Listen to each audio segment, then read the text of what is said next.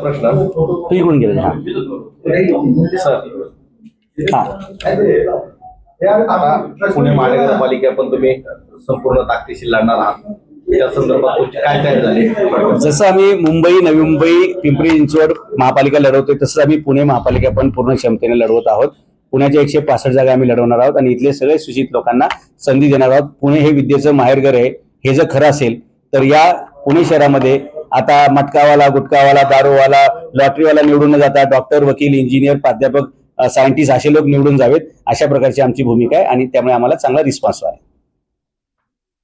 किती जागा आहेत पुण्यामध्ये, किती लढवणार आहात? पूर्ण 165च्या 165 जागा आम्ही लढवणार आहोत, कारण आम्हाला नियतीने खूप मोठी संधी निर्माण करून दिलेली आहे. प्रस्थापित पक्षांमध्ये एवढी गर्दी आहे की त्यांच्याकडे एकेका जागेसाठी 20-20 लोक इच्छुक असतील, पण ते एकच माणसाला तिकीट देऊ शकतात. राहिलेले 19 लोकांचं पुनर्वसन करण्याची आमची पूर्ण योजना आहे. त्यामुळे आम्हाला खूप चांगला प्रतिसाद आहे, चांगले उमेदवार आम्हाला मिळत आहेत, त्यामुळे आम्ही पूर्ण जागा लढवू. इच्छुक उमेदवार आहे, त्यांचा क्रायटेरिया काय आहे? इच्छुक उमेदवारांचा आम्ही पहिला जो इच्छुक म्हणून फॉर्म आहे तो भरून घेत असतोय, त्यांचा बायोडेटा सगळा तपासतो आम्ही. आणि आमच्याकडे फक्त दोनच अटी आहेत की तो माणूस सुशिक्षित असावा आणि तो टॅक्स पेअर असावा. जातीची, धर्माची अट आम्ही ठेवलेली नाही, भाषेची, प्रांताची कधी ठेवणार नाही. तर आता आपल्या समोर एवढे बलाढ्य पक्ष आहेत, म्हणजे पारंपरिक पक्ष आहेत आणि मोठे पक्ष आहेत. हे जाती धर्माच्या नावाखाली जर मतं घेत आहेत, तर तुमचे का असतील असे पॉइंट की कुठल्या आधारे तुम्ही मतं घेणार आहात? प्रत्येक पक्षाचा वेगवेगळा झेंडा आहे, तर तुमचा कुठला झेंडा असणार? हे भारताचं, महाराष्ट्राचं दुर्दैव आहे की 75 वर्षानंतर सुद्धा इथलं राजकारण जात, धर्म, भाषा, प्रांत याच्या आधारे चाललेलं आहे. हे सगळे लोक झेंड्याच्या आधारे राजकारण करतायत. भगवा, निळा, पिवळा, हिरवा असे झेंडे आहेत. आम्ही अजेंडावर काम करू आणि अजेंड्याच्या आधारे ह्या निवडणुका लढवू. आणि आमच्याकडे जात, धर्म याच्यापेक्षा माणसाची गुणवत्ता, त्याची क्षमता, त्याचं ज्ञान, त्याचं शिक्षण, त्याची दूरदृष्टी याला प्राधान्य असणारे, कारण आपल्याला देश पुढे न्यायचा असेल तर अशा सुशिक्षित लोकांना संधी दिली पाहिजे. तुमचं विजन काय असणार? आमचं विजन शहरांच्या बाबतीत तर एवढंच आहे की पहिलं या शहरांना धूळमुक्त केलं पाहिजे, ट्रॅफिक मुक्त केलं पाहिजे, स्पीड ब्रेकर मुक्त केलं पाहिजे आणि या शहरांमधले जी अस्वच्छता आहे ती घालवली पाहिजे.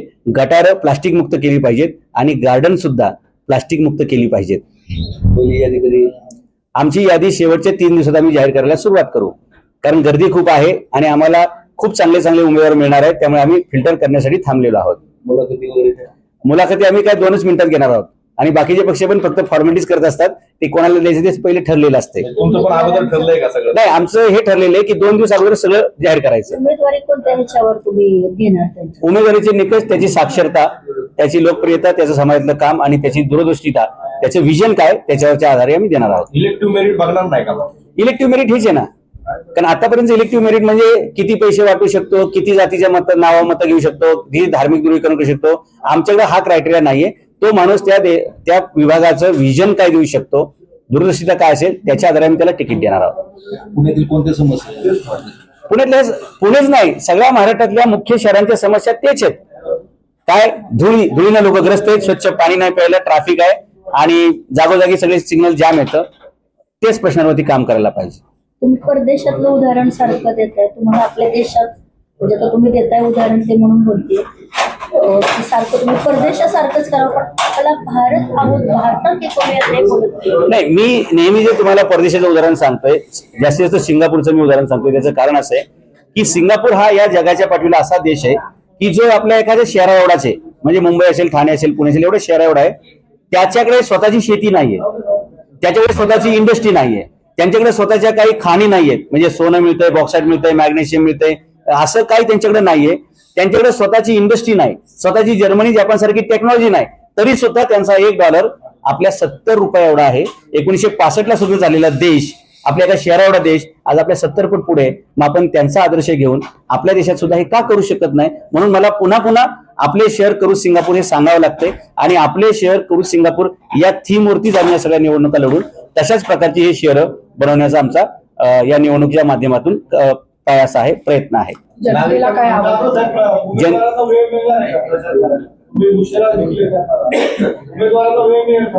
नाही, मोठ्या पक्षांचं पण हीच प्रॉब्लेम आहे ना. पक्ष मोठा आहे, चिन्ह फिक्स आहे, पण उमेदवारी फिक्स नाहीये. त्या उमेदवाराची पण तीच हालत आहे. आणि लक्षात घ्या, ज्याच्याकडे विजन असेल त्याला 10-12 दिवस भरपूर झाले, कारण ज्याचं समाजात काम आहे त्याला ते काय अवघड जाणार नाही, जरी प्रभाग मोठा असला तरी. आणि लक्षात घ्या, 4चा प्रभाग हे काही लोकांना डिसएडव्हान्टेज वाटतं, माझ्या मते तो ऍडव्हान्टेज आहे. कारण जर एखादा व्यक्ती खरोखर पॉप्युलर असेल तर त्याला 4 प्रभागातून जे मतदान मिळणार आहे ते जास्त होतं. आणि त्याच्यामुळे जसं डायरेक्ट नगराध्यक्ष जी निवडणूक असते तशा प्रकारचा हा मिनी महापौर समजा ते निवडण्याची त्याला संधी मिळते आणि म्हणून लोकप्रियतेच्या आधारे जाता येईल. नागरिकांना आमचं हेच आव्हान आहे की आतापर्यंत तुम्हाला मोठ्या राजकीय प्रस्थापित पक्षांनी गंडवलेलं आहे, कधी धर्माच्या नावावर, कधी जातीच्या नावावर, कधी भाषेच्या, कधी प्रांताच्या नावावरती, कधी अस्मितेच्या नावावरती. त्याला न गंडता तुम्ही फक्त उमेदवाराची लायकी बघून, त्याची क्षमता बघून, त्याची गुणवत्ता विद्वत्ता पाहूनच त्याला मतदान केलं पाहिजे. जात धर्म भाषा प्रांत न बघता हेच नागरिकांना आमचं आव्हान आहे. कारण नागरिक जर असे गुणवत्तावाले झाले तरच चांगले उमेदवार आपल्याला निवडून मिळतील. जसं आपण गाडी घ्यायला गेलो तर मालक कोण आहे ते विचारत नाही, फीचर विचारतो. मोबाईल फीचर विचारतो. कोणतीही वस्तूची क्वालिटी विचारतो. त्या वस्तूच्या निर्मात्या मालक, त्याचं आडनाव काय, त्याची जात काय, त्याची भाषा काय हे आपण जसं शोधत नाही तसंच उमेदवाराची सुद्धा जात भाषा हे न शोधता त्याची पात्रता फक्त पाहणे एवढं आपलं काम राहील.